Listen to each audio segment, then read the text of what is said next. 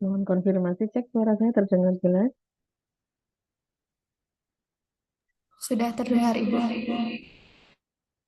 Oke, kita mulai ya deh untuk kuliah pertemuan yang ketujuh. Nah, pertemuan tujuh ini nanti tidak masuk dalam materi UTS. Untuk materi UTS nanti materi dari dosen Pak Rifki dan Prof. Susi ya. Kita mulai materi untuk Kalau gitu, pertemuan kalau tujuh. nggak masuk ya udah. Gimana?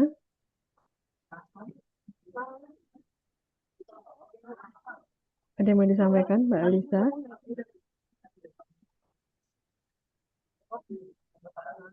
Oh, bukan berbicara dengan saya ya. Oke. Kita akan mulai ya, Dek. Kuliah hari ini topiknya adalah pendekatan studi farmakoekonomi ya. Nah, apa yang dimaksud dengan pendekatan studi? Eh, Dek masih ingat ya untuk materi farmakoekonomi dari pertemuan ke-1 sampai ke-6 bahwa dalam studi farmakoekonomi di situ ada aspek biaya dan aspek efektivitas yang diperbandingkan. Nah, sehingga yang dimaksud dengan pengumpulan data di sini adalah pengumpulan data biaya dan outcome dalam studi farmakoekonomi. Nah, seperti juga penelitian yang lain akan mengikuti suatu rancangan studi tertentu. Nah, secara umum, adik-adik sudah mempelajarinya di farmakoepidemiologi dan mungkin juga di mata kuliah metodologi penelitian ya, bahwa untuk rancangan penelitian secara garis besar itu dibedakan menjadi dua. Ada rancangan penelitian eksperimental dan non-eksperimental. Yang non-eksperimental itu adalah penelitian observasional. Tuh. Nah, demikian juga di dalam pengumpulan data untuk studi farmakoekonomi, pengumpulan data biaya dan pengumpulan data efektivitasnya. Nah, kalau pengumpulan datanya dilakukan dengan rancangan studi eksperimental yang dilakukan bersamaan dengan studi klinik, maka disebut farmakoekonomi berbasis studi klinik. Atau nama lainnya adalah dalam bahasa Inggris disebut piggyback pharmacoeconomic study atau pharmacoeconomic study alongside clinical trial. Lalu yang kedua adalah pengumpulan data farmakoekonomi yang menggunakan rancangan studi non-eksperimental, rancangan studi observasional, atau disebut dengan real world data, real life data, naturalistic pharmacoeconomic study. Nah, yang ketiga adalah yang tidak mengikuti kedua rancangan penelitian di atas tadi. Ini disebut dengan farmakoekonomi yang berbasis model. Nah, untuk mengingat kembali terkait rancangan penelitian yang berbasis studi klinik dan rancangan penelitian observasional, kita coba lihat perbandingan ya. Sebelah kiri ini adalah contoh desain penelitian eksperimental, desain penelitian untuk studi klinik yang disebut dengan randomized control trial. Sedangkan yang di sebelah kanan, di sini cohort studies, penelitian cohort ini merupakan salah satu contoh penelitian yang menggunakan rancangan penelitian observasional. Coba kita perhatikan ya, jadi perhatikan. Nah, di sini perbedaannya adalah kalau kita lihat ya ini pakai ilustrasi gambar supaya memudahkan untuk membayangkan ya. Di dalam studi RCT, penelitian akan diawali dengan melakukan perekrutan subjek penelitian. Misalnya di sini dilakukan perekrutan ada 10 pasien. Nah, ini untuk ilustrasi saja ya. Pada penelitian yang sebenarnya tentu saja jumlahnya sampel pasien ini akan dihitung terlebih dahulu menggunakan rumus besar sampel yang sesuai. Nah, sebagai contoh, direkrut dulu 10 pasien yang memenuhi kriteria inklusi dan eksklusi. Setelah itu, baru dari 10 pasien ini akan dibagi menjadi dua kelompok sebagai kelompok terapi dan kelompok kontrol dengan jumlah yang relatif berimbang. Nah, karena ini ilustrasi, dari 10 berarti 5 nanti akan menjadi kelompok terapi, 5 akan masuk dalam kelompok kontrol. Nah, bagaimana menentukan 5 pasien yang masuk di dalam kelompok terapi atau kelompok kontrol? Di sini dilakukan yang namanya random assignment, pengalokasian sudut penelitian ke dalam kelompok ini secara acak.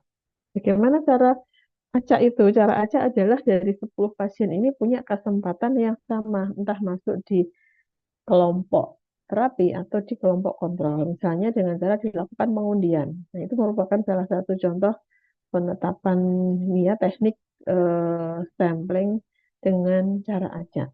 Nah, setelah itu, setelah dikelompokkan, kemudian akan diikuti, diamati terjadinya outcome pada kedua kelompok itu.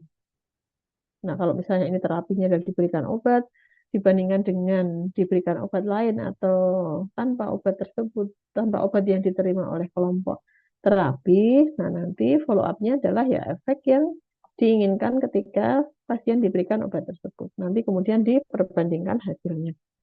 Perbedaan dengan pendekatan studi observasional. Contoh di dalam hal ini adalah kohort. Nah, ada jenis rancangan lain selain kohort ya dalam studi observasional. Contoh di kohort, perbedaannya adalah kalau di aktivitas tadi diawali dengan perekrutan subjek penelitian. Kalau di dalam kohort, kita tidak melakukan perekrutan subjek untuk kemudian dikelompokkan ke dalam dua kelompok terapi atau kontrol, tapi kita sudah membuat rancangan bahwa misalnya kita akan membandingkan ya bagaimana nanti efek yang terjadi pada kelompok perokok dan non-perokok. Nah, kita bukan mengumpulkan 10 orang, kemudian yang 5 tidak merokok, yang 5 disuruh merokok, enggak. Tapi kita akan mencari 10 itu di mana 5-nya adalah memang yang sudah secara alami tanpa peneliti itu menyuruh melakukan intervensi, memberikan perlakuan untuk merokok, mereka memang sudah secara alami sebagai perokok ya. Kelompok pembandingnya adalah yang bukan perokok gitu. Nah, bedanya itu ya, bedanya di sini kalau RCT ada perekrutan subjek di awal, kalau yang kohort tidak.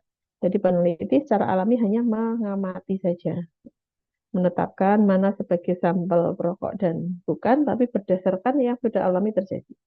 Demikian juga kalau ini diterapkan pada obat. Kalau kita ingin membandingkan suatu obat dengan obat yang lain, maka kita akan mencari subjek penelitian adalah dari pasien-pasien yang memang sudah menggunakan obat tersebut tanpa disengaja oleh si peneliti untuk memberikan obat tersebut. Kemudian sama diikuti dalam satu durasi waktu tertentu yang cukup untuk mengerti outcome-nya, kemudian diperbandingkan outcome.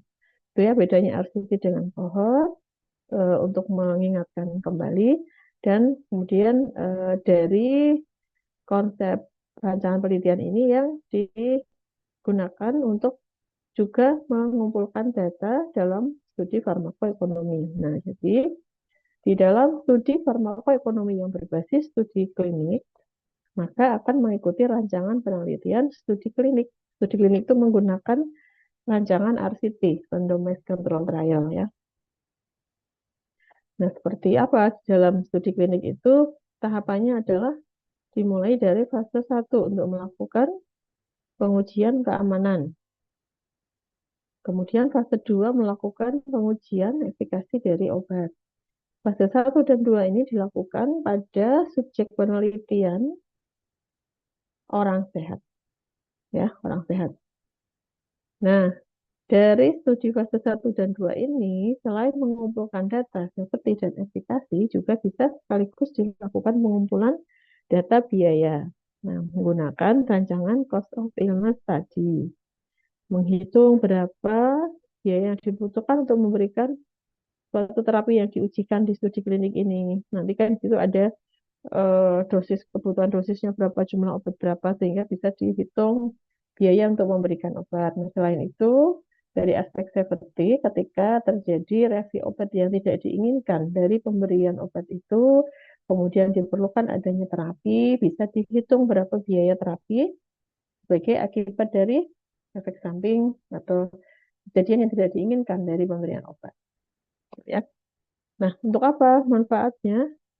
Nah, ini bisa menyediakan data, kita sebut dengan data ekonomi ya, economic data untuk nanti kepentingan pada saat obat dilakukan pendaftaran ke Badan Registrasi Obat, Badan Pengawas Obat Makanan atau FDA, juga digunakan untuk menetapkan biaya obat pricing-nya. Tuh.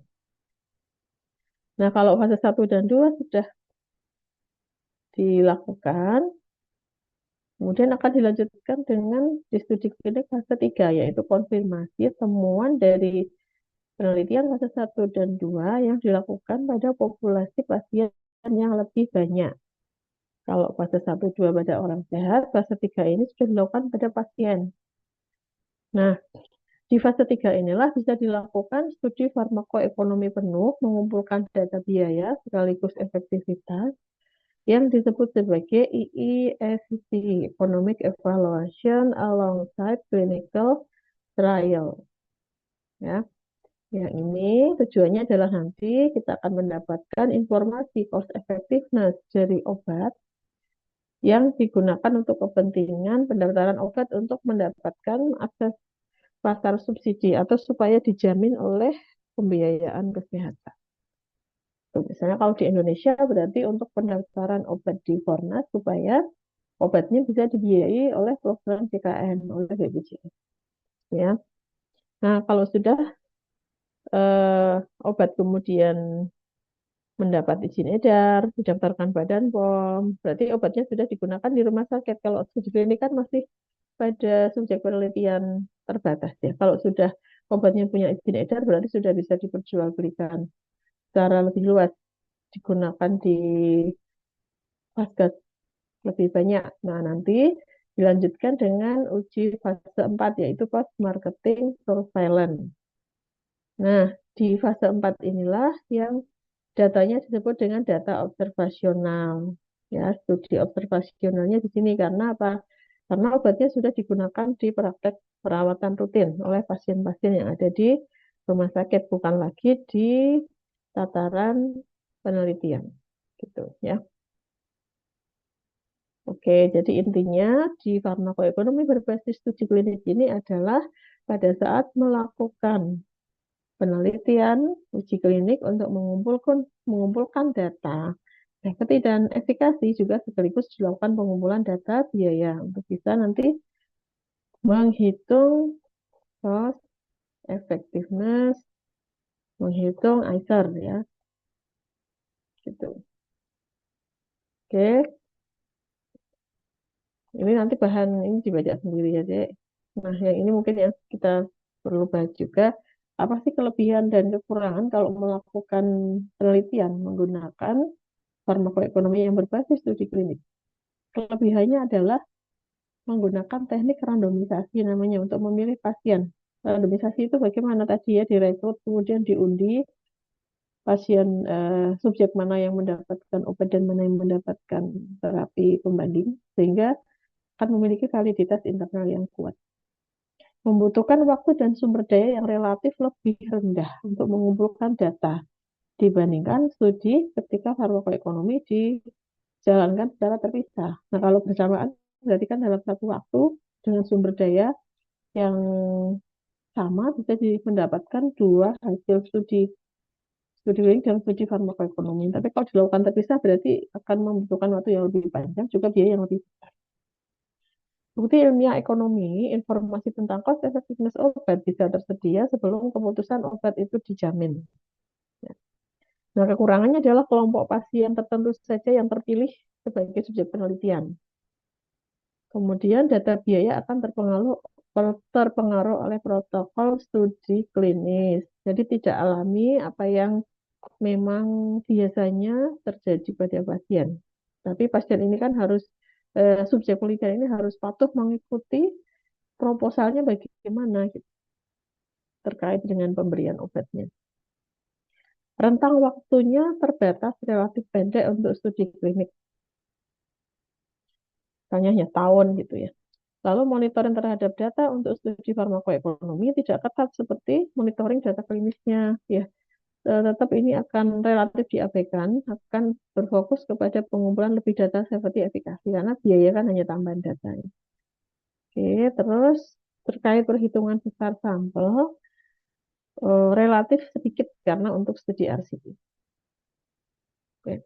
Yang kedua adalah studi farmakoekonomi yang berbasis studi observasional yang disebut dengan real world data tadi.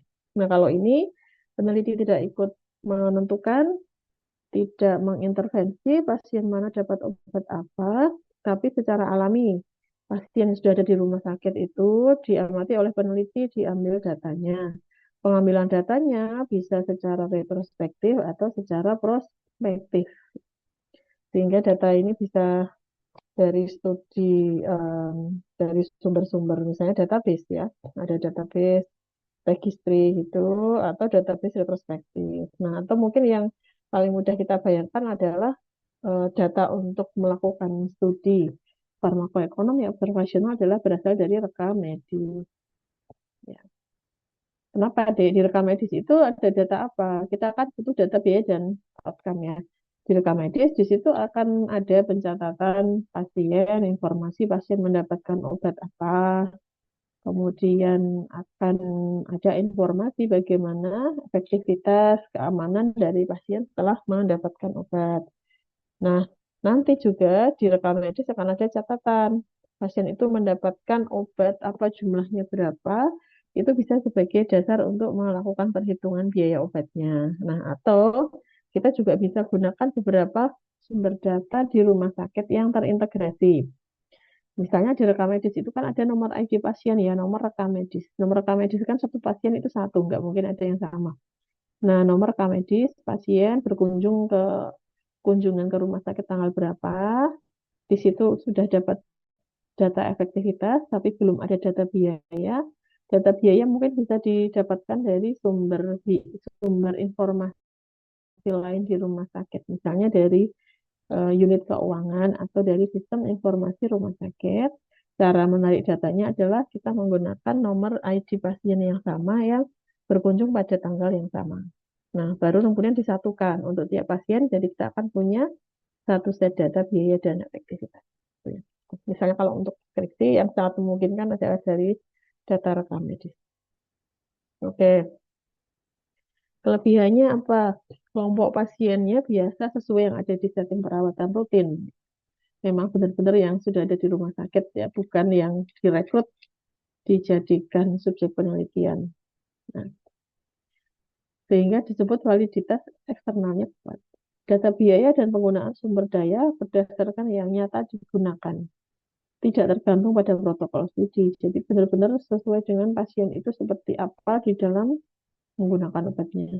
Monitoring datanya mudah jika arsip data tiap pasien dalam database pembayar dapat dihubungkan dengan nomor identitas yang saya sampaikan tadi dengan nomor rekam medis, ID yang sama, catatan waktu kunjungan ke rumah sakit yang sama, bisa ditelusuri data yang dibutuhkan dari beberapa sumber informasi data di rumah sakit. Populasi pasiennya bisa besar, lebih besar dibandingkan dengan studi klinik. Nah, karena ini kan sudah ada di rumah sakit, obatnya sudah digunakan. Nah, kalau misalnya terbatas, kita dalam satu rumah sakit setahun jumlahnya kurang, kita bisa menambah waktu ke belakang, retrospektif 2 tahun, 3 tahun, atau kita bisa menambah lokasi rumah sakit menjadi multi center dalam waktu yang sama, data setahun, tapi beberapa rumah sakit. Nah, itu keuntungan dari studi observasional. Namun kekurangannya adalah data tidak bisa diprediksi kelengkapannya. Apalagi sudah terjadi kan di rekam medis. Walaupun juga belum terjadi, ya sulit untuk peneliti untuk bisa mengintervensi kepada yang mengisikan sumber informasi harus selengkap-lengkapnya ya. Karena kan sifatnya hanya mengamati peneliti itu. Sehingga jadi harus memilih memang data yang lengkap. Nah, itu kesulitannya di situ. Kerumitan dalam administrasi berkaitan dengan perizinan. Kurang dalam monitoring data dibandingkan studi klinis. Ya, lalu ada bias seleksi jika tidak dilakukan randomisasi. Ya, bias seleksinya, bagaimana cara memilih si pasien itu ya? Misalnya kita membutuhkan 100 sampel, tapi di rumah sakit dalam kurun waktu periode penelitian yang sama itu setahun ada 400. Memilih 100 dari 400 bisa terjadi bias seleksi. Kecuali dilakukan randomisasi pemilihan acak, entah diundi nomornya atau ada proporsi dari setahun itu sebarannya tiap bulan berapa, terus nanti baru diambil jumlah sampel yang proporsional mewakili besar sampel setiap waktu. Tentang waktunya terbatas, sama seperti studi klinik ya, relatif pendek. Data yang tersedia tidak bisa terlalu panjang direkam. Bukti ilmiah ekonomi hanya bisa tersedia setelah keputusan reinvestment Jadi obatnya kan harus sudah digunakan dulu di rumah sakit, walaupun belum dijamin. Nah, sehingga kalau mau menggunakan informasi cost effectiveness dari studi observasional ini untuk penjaminan, ya obatnya ada dulu baru diusulkan ke penjaminan. Nah, jadi biasanya datanya juga terbatas karena kalau obat belum dijamin pembiayaan kesehatan, obat-obat ini kan hanya digunakan oleh pasien-pasien yang membayar menggunakan skema pembayaran sendiri atau yang dibayari oleh asuransi kesehatan swasta. Itu kekurangan. Lalu yang ketiga adalah studi farmakoekonomi yang berbasis modeling. Nah, dalam modeling, data input ini diekstrapolasi, namanya diekstrapolasi ya, menggunakan logika persamaan matematika, sehingga menghasilkan suatu kesimpulan studi biaya outcome dan rasio biaya outcome. Nah, intinya kalau tadi studi klinik dan studi observasional, mengumpulkan langsung dari pasien, dari setiap pasien punya data biaya dan outcome. Kalau yang modeling itu tidak begitu. Yang modeling ini kita ngitung biaya sama outcome-nya itu pakai hitung-hitungan matematika, tapi di mana data-data yang dihitung untuk matematika itu sumbernya berasal dari berbagai macam sumber, bukan hanya dari satu set pasien yang sama punya data biaya dan outcome-nya. Datanya bisa berasal dari data hasil uji klinis, dari studi observasional, juga ada estimasi dan asumsi. Itu model. Keuntungannya apa? Membandingkan berbagai alternatif teknologi kesehatan yang relevan. Nah, misalnya kalau dalam studi klinik observasional, perbandingannya adalah mesti head to head, obat dengan obat, gitu kan ya. Tapi kalau dalam modeling ini kita bisa membandingkan berbagai alternatif yang memang relevan. Misalnya kalau kaitannya dengan tujuannya adalah memilih modalitas apa yang paling cost efektif dari modalitas yang tersedia untuk pencegahan pengendalian kanker serviks. Jadi kita bisa bandingkan antara imunisasi HPV dengan screening dengan terapi. Menghubungkan luaran antara dengan luaran akhir klinis. Kalau dalam studi klinik dan observasional, luarannya berupa luaran antara. Misalnya kalau obat diabetes, maka luarannya adalah kadar gula darahnya dinyatakan dengan HbA1c misalnya. Nah, sementara luaran akhir itu belum luaran utama ya, belum luaran akhir. Jadi itu belum endingnya itu bukan hanya HbA1 turun gitu enggak ya? Enggak bisa. HbA1c kan diamati dalam waktu pendek ya, 3 bulan, 6 bulan.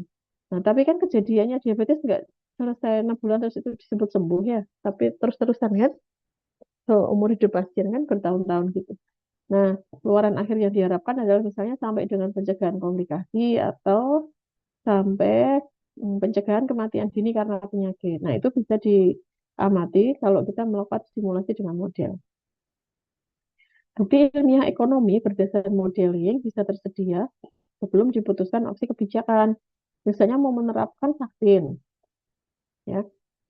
Kalau menerapkan vaksin itu kan berarti nanti harus massal ya untuk semua masyarakat kan karena pencegahan. Nah, eh, farmakoekonominya ini tentunya kalau kita mau melakukan penelitian terus ambil data di lapangan gitu ya ya sulit. Vaksinnya belum dijamin pemerintah, belum menjadi program pemerintah kok sudah ada datanya. Kalaupun ada sangat sedikit dari masyarakat yang menggunakan vaksin itu dengan cara membeli sendiri ya. Atau vaksin itu kan juga efeknya tidak dalam jangka pendek bisa muncul. Misalnya kalau vaksin HPV untuk mencegah kanker serviks, yang divaksin itu anak perempuan usia 12 tahun, tapi kejadian kanker serviksnya itu akan terjadi kalau terjadi itu ketika wanita sudah dewasa usia 30 lebih. Kan nggak mungkin kita penelitian mengamati dari diberi vaksin umur 12 tahun sampai dengan nanti si subjek itu umurnya di atas 30 tahun. Terlalu lama kan? Nah, maka dilakukan dengan modeling ini. Jadi dilakukan modeling dulu, farmakoekonomi ada informasinya, ternyata vaksinnya cost efektif, baru kemudian diterapkan vaksinnya. Itu. Kekurangannya adalah ketepatan hasil bergantung pada ketepatan membuat asumsi dalam model yang disebut dengan struktur model. Kemudian juga ketidakpastian parameter input, ketidakpastian dari data-data biaya dan outcome yang digunakan untuk menghitung nilai cost effectiveness. Oke, nah model apa yang paling sering digunakan? Ada namanya decision tree, ada namanya model Markov ya. Kalau decision tree itu untuk pengambilan keputusan, kejadian, masalah kesehatan, penyakit dalam jangka pendek. Tapi kalau model Markov itu untuk yang rentang waktu yang lebih panjang. Dan biasanya untuk penyakit ini ya kronis. Ada nama model yang lain namanya discrete event simulation, ada sistem dynamic model, ada micro simulation model.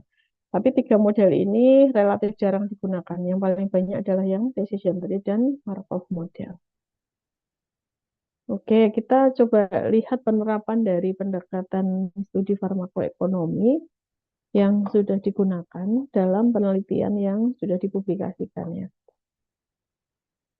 Adik-adik saya berikan PR nanti mencari versi artikel lengkapnya dari cuplikan artikel ini. Saya mencuplikkan artikel dengan judul Prolonged Conservative Care versus Early Surgery in Patient with Sciatica from Lombardy Herniation.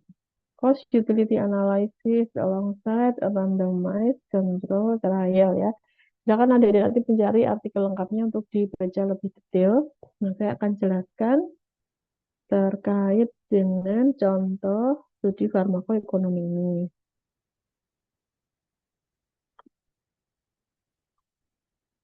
Oke, judul pada studi farmakoekonomi lazimnya adalah di situ memuat tentang identitas kalau merupakan studi farmakoekonomi yang seringkali tertulis dalam judul ini metodenya, misalnya cost utility analysis atau cost effectiveness analysis atau metode lain cost minimization analysis, cost benefit analysis atau menggunakan istilah umum economic evaluation atau pharmacoeconomic analysis, pharmacoeconomic study. Kemudian lazimnya yang berikutnya selain identifikasi metode studi yang digunakan juga PICO-nya, population-nya, sciatica, I-nya, early surgery, sama C-nya komparatornya prolong conservative care. Kalau O-nya outcome-nya kualiter sudah eh, tersirat dari cost utility analysis ini. Nah, untuk interpretasi yang ini, Dek, saat tadi summary, kita akan pelajari detail nanti pertemuan ke-8 setelah UTS ya. Pertemuan kuliah setelah UTS 9 berarti ya. Ya. Nah, sekarang yang kita pelajari detail di materi ini adalah tentang metode yang digunakan tadi RCT. Mana yang menunjukkan bahwa ini studinya RCT. Kalau dari cuplikan artikel tercantum pasien participated in a multi-center randomized control trial. Nah, dari sini kata kuncinya. Penelitian ini menggunakan metode RCT. Kemudian perekrutan subjek penelitian. Perhitungan sampelnya 280.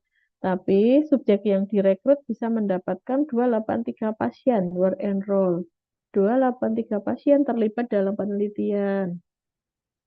Nah, setelah itu dari 283 dibagi ke dalam dua kelompok, yaitu kelompok prolong, conservative care 142, early surgery-nya 141. Disebutkan bahwa kedua kelompok ini, early surgery dan prolong conservative care, so not clinically or statistically significant difference at baseline. Jadi ini karakteristiknya tidak berbeda per maka. Artinya nanti dari rata-rata usia, persentase jenis kelamin laki-laki, kemudian karakteristik yang lain, karakteristik misalnya penyakit penyerta ataupun kondisi klinis yang lain, ini setara di antara dua kelompok. Jadi karakteristik ini tidak akan menjadi pengacau untuk nanti kesimpulan utama atau outcome utama yang akan diamati, yaitu biaya dan kualinya. Itu ya. Oke, kemudian dilakukan pengukuran kualitas hidupnya dengan instrumen namanya EQ 5D. Saya kira sudah dibahas di kemarin metode CUA ya, SF6, EQ 5D, kemudian juga menggunakan kuesioner SF6D. Kalau EQ 5D 5 pertanyaan, SF6D 6 pertanyaan, juga menggunakan FAST, Visual Analog Scale, menggunakan skala ya, 0 sampai dengan 100. Oke. Ini adalah hasil pengukuran kualitas hidupnya, kuali. Kemudian pengumpulan data biaya menggunakan using cost diary, catatan harian apa tindakan yang didapat pasien, tindakan obat, misalnya mengunjungi dokter spesialis, mengunjungi dokter umum, kemudian mendapat terapi fisik, mendapatkan terapi dari para medis profesional, mungkin ahli gizi, ada yang lain-lain. Lalu termasuk juga kalau si pasien itu melakukan pelayanan kesehatan yang bersifat alternatif, beli obat sendiri di apotek, menggunakan obat herbal, berkunjung ke pengobat alternatif, itu dicatat semua dan berapa biayanya, gitu ya. Itu menjadi sumber data biaya di penelitian dan studi klinik ini. Karena pasti sifatnya prospektif kalau studi klinik. Kemudian di sini hasil perhitungan biayanya di dua kelompok, prolong konservatif care dan early surgery-nya. Dan yang terakhir adalah nanti setelah dapat data biaya dan outcome, maka akan dihitung berapa nilai biaya efektivitasnya. Lebih detail tentang rasio ini kita bahasnya nanti setelah tes. Ya. Yang kedua adalah artikel dari hasil studi farmakoekonomi yang berbasis studi observasional. Judulnya The Quality of Life and Continuity of Home Nocturnal and Conventional In-Center Hemodialysis. Oke, kita lihat bedanya dengan yang sebelumnya tadi studi RCT di dalam metodenya. Nah, terlihat di sini studi observasionalnya menggunakan kohort prospektif ya. Kelompoknya ada dua, home nocturnal hemodialisis dan in-center dialisis. Di dalam pengumpulan sudah penelitian, peneliti ini mengambil pasien memang yang secara alami sudah mendapatkan tindakan itu. Misalnya untuk yang tindakan home nocturnal hemodialisis, mengambil dari rumah sakit namanya Humber River Regional Hospital. Sedangkan untuk pasien dengan jenis tindakan in-center hemodialisis, mengambil pasien yang mendapat tindakan tersebut di Saint Michael Hospital in Toronto. Nah, jadi peneliti kan sifatnya hanya mengamati ya, tidak menentukan pasien mana yang dapat terapi apa. Oke, terus eh, dua kelompok yang diperbandingkan sebagai P dan I dan O, I dan C-nya ya, I dan C. Intervention dan komparator. Intervensinya adalah home nocturnal, komparatornya in-center hemodialisis. Disajikan data baseline karakteristik sama seperti yang studi klinik tadi, diupayakan untuk karakteristik ini tidak berbeda bermakna untuk kedua kelompok. Nah, caranya kalau di studi observasional dengan cara dimatchingkan. Kita memilih 19 pasien in-center hemodialisis, 24 home nocturnal hemodialisis dari sekian banyak pasien yang tersedia di rumah sakit tadi yang kalau kemudian sudah direkrut diperbandingkan dengan dua kelompok ini tidak berbeda bermakna. Gitu ya, misalnya persen yang laki-laki 68% dengan 75. Nominalnya angkanya beda tapi statistiknya tidak berbeda bermakna. Dipilih gitu ya, caranya gitu, dimatchingkan tuh dipilih. Ini pas ambil pasien nomor satu untuk internal hemodialisis, umurnya 25 tahun. Nah, ambil pasien nomor satu untuk nocturnal juga yang kira-kira umurnya setara dengan itu. Termasuk juga karakteristik yang lain. Oke, terus pengumpulan data biaya secara prospektif. Kalau yang RCT bisa menggunakan cost diary. Karena kan ada intervensi peneliti ya, dibawain ini catatan ya, catat di situ. Kalau yang observasional, penelitinya yang ini ya, mengikuti untuk mendapatkan data itu, tapi nggak boleh nyuruh-nyuruh pasien ya, nggak boleh mengintervensi pasien. Mencermati aja, pasiennya hari ini dapat apa, bisa dapat apa, terus hitung biayanya. Quality of life, nah kalau quality of life itu kan pengukurannya jangan memberikan kuesioner ya. Nah ini tentu saja ini harus bertemu dengan pasien tadi untuk mewawancara ya. Kemudian ini tabel hasil data yang dikumpulkan, data biaya. Nah di sini ada di penyajiannya ada data biaya untuk yang quality of life study subgroup dan ada full study group. Maksudnya adalah yang di full study group ini awalnya pasien yang diamati untuk kelompok IHD itu ada 23, yang HNHD ada 33. Dapat data biaya untuk 23 pasien IHD dan 33 untuk HNHD. Tapi dari 23 pasien IHD dan 33 pasien HNHD ternyata saat diwawancara kualitas hidupnya tidak semuanya berhasil diwawancara. Dari 23 pasien IHD hanya 19 yang diwawancara. Dari 33 pasien HNHD hanya 24. Kemudian yang digunakan adalah data yang sebelah kiri yang komplit. Setiap pasien punya data biaya dan quality of life gitu ya. Terus sama terakhir adalah akan dihitung nilai rasio biaya efektivitas atau ISER ya, yang kita bahas juga dari LTS. Oke, yang ketiga, studi farmakoekonomi yang berbasis studi model. Jadi tidak menggunakan studi klinik, tidak menggunakan juga studi observasional. Oke, contohnya di penelitian ini, mana yang menunjukkan modeling, di artikel dijelaskan. Model-based economic evaluation consisting of a decision tree and Markov model. Nah, ini yang menunjukkan ya bahwa penelitian ini menggunakan model. Model yang digunakan ada dua, decision tree dan Markov model sekaligus. Nah, seperti ini struktur decision tree yang sebelah kiri. Jadi di penelitian ini apa yang dibandingkan? Yang dibandingkan adalah ingin membandingkan pemberian obat karbamazepin pada pasien epilepsi atau nyeri neuropatik ya. Nah, pilihannya adalah memberikan obat karbamazepin tanpa diawali screening. Yang kedua adalah universal screening. Semua pasien di screening dulu sebelum diberikan obat. Kalau nanti yang memiliki antigen genetik HLA-B-nya positif, berarti tidak boleh diberikan karbamazepin. Kalau yang gen HLA-B-nya negatif, aman. Sedangkan yang ketiga, pilihan yang ketiga adalah tidak memberikan screening, tidak memberikan karbamazepin, tapi diberikan obat pengganti karbamazepin yang lebih aman. Namanya gabapentin atau asam valproat juga bisa. Tapi obat itu, alternatif itu punya biaya yang harga yang mahal. Screening juga mahal. Oleh karena itu, perlu dilakukan kajian farmakoekonomi ini. Ya, karena sekarang yang paling murah itu yang sudah digunakan itu karbamazepin. Tapi ternyata karbamazepin itu punya potensi menyebabkan reaksi obat yang tidak dikendaki ADR yang sifatnya berat. Namanya FGS, Stephen Johnson Syndrome, atau yang kedua nama ADR-nya adalah eh, toxic eh, apa ini TEN. TEN itu saya lupa kepanjangannya ya. Toxic epidermal necrolysis ya.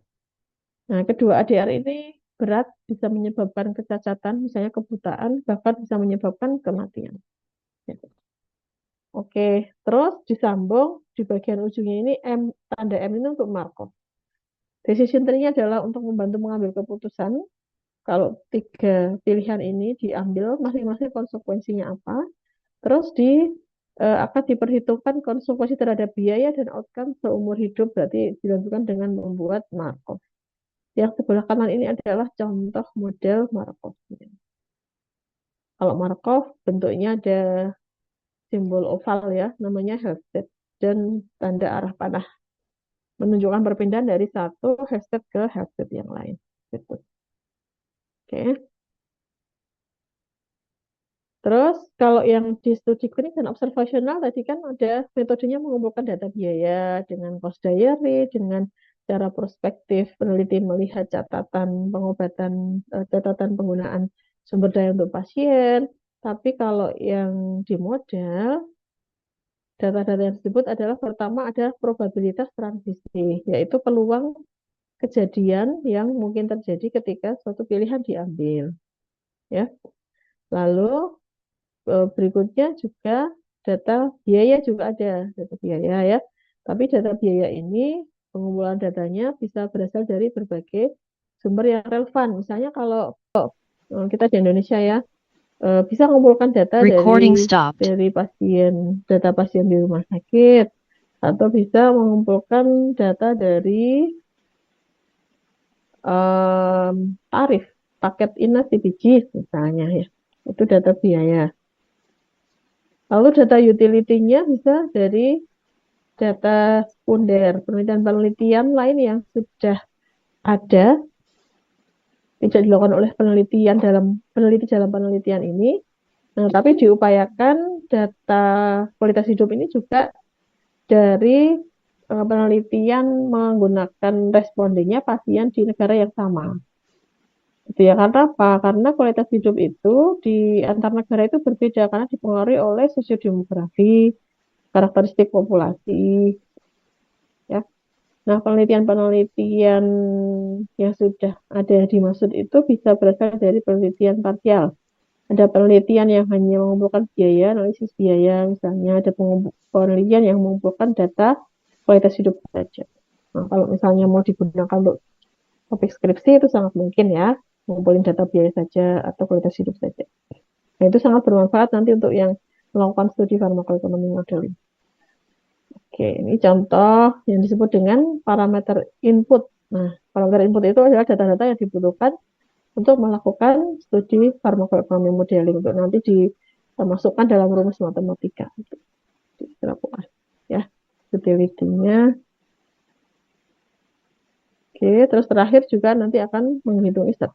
Endingnya baik itu dari studi yang berbasis studi klinik, observational atau modeling pasti nanti goalnya adalah untuk menghitung tabel ini, tabel biaya efektivitas. Dapat ICER-nya ya, ini contohnya yang dari studi modeling. Dapat angka akhir ICER-nya berapa. Terus tadi yang dari studi observasional ini sama kan ICER. Terus dari studi klinik ini juga sama, ini menghitung ICER. Gitu ya. Nah, nanti untuk tentang ICER cara hitungnya bagaimana, interpretasi dan kesimpulan cost efektifnya kita akan pelajari nanti setelah UTS, pertemuan setelah UTS. Itu ya, Dek ya. Itu untuk materi yang ketujuh ini. Silakan kalau ada yang mau ditanyakan, materinya sudah selesai. Ini contoh studi modeling pakai Markov. Jadi output dari model itu pertama nanti kita bisa dapat namanya output epidemiologi ya, Dek. Simulasi ketika diterapkan vaksin, berapa kasus kanker cervix bisa dicegah, berapa kematian bisa dicegah. Itu pertama adalah output epidemiologi, yang kedua model itu kemudian digunakan untuk menghitung biaya dan outcome quality dari setiap jenis intervensi yang dibandingkan. Misalnya di penelitian ini membandingkan antara vaksin HPV, screening, dan terapi. Jadi nanti bisa memberikan masukan nih, modalitas apa yang paling baik dari sisi biaya dan efektivitas untuk diterapkan. Ini berasal dari dulu penelitian disertasi saya. Oke, ada yang mau ditanyakan?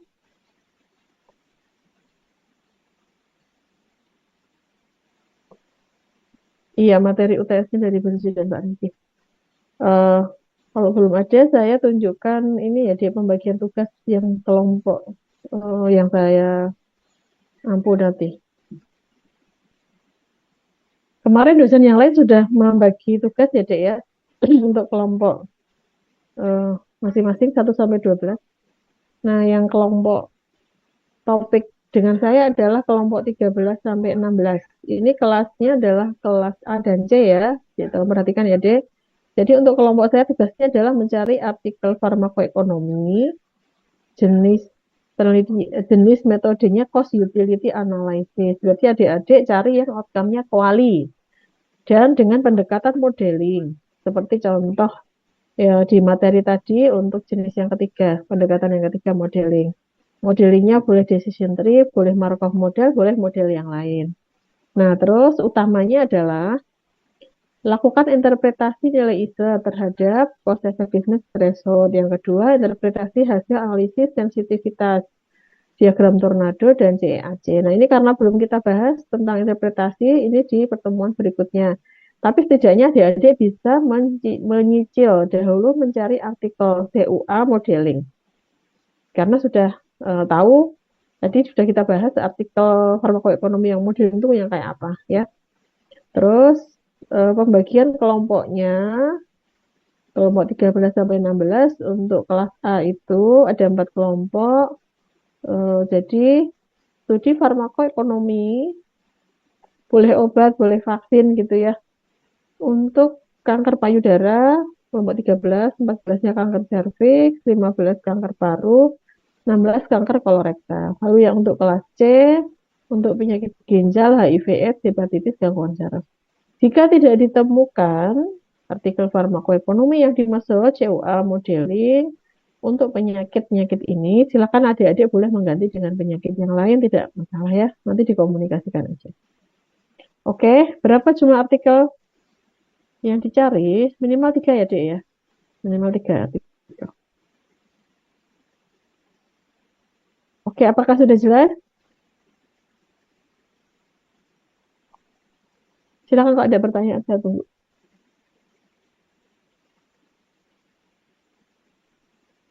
Gimana pesertanya tinggal 92? Harusnya berapa? 160-an ya.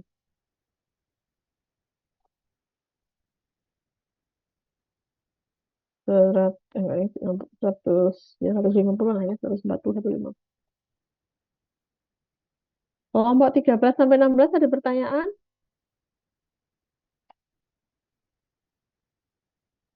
Ada yang masih mau presensi? Gak ada? Baik, kalau tidak ada, kita akhiri ya, Dek. Silahkan nanti dibaca ulang materinya, bisa kita diskusikan kembali nanti di kuliah pertemuan setelah UTS. Ya, oke. Udah nggak ada yang bertanya? Baik, saya asumsikan sudah bisa dipahami ya, karena nggak ada yang bertanya. Baik, tapi boleh nanti ditanyakan pas pertemuan berikutnya. Kita akhiri, terima kasih semuanya. Assalamualaikum warahmatullahi wabarakatuh. Waalaikumsalam. Terima kasih banyak, Prof. Dwi. Oke, saya pamit ya. Terima kasih, Prof. Ya.